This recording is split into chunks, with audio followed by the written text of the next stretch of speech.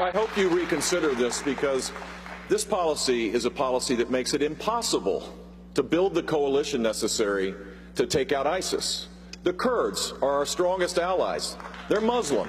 You're not going to even allow them to come to our country? The other Arab countries have a role to play in this. We cannot be the world's policeman. We can't do this unilaterally. We have to do this in unison with the Arab world. And sending that signal makes it impossible for us to be serious about taking out ISIS and restoring democracy in Syria. So I hope you'll reconsider. I hope you'll reconsider.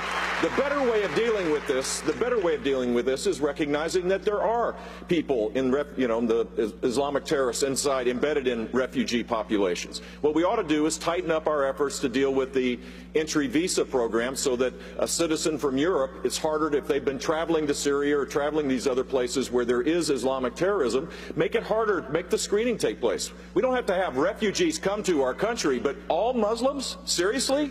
What kind of signal does that send to the rest of the world that the United States is a serious player in creating peace and security? You said that he made those comments and they represented him being unhinged, yet after he made them... Yeah, they are unhinged. Well, after he made them, his poll numbers went up 8 points in South Carolina. Now, wait. 11 points to be exact. Are you saying that all those people who agree with Mr. Trump are unhinged? No, not at all.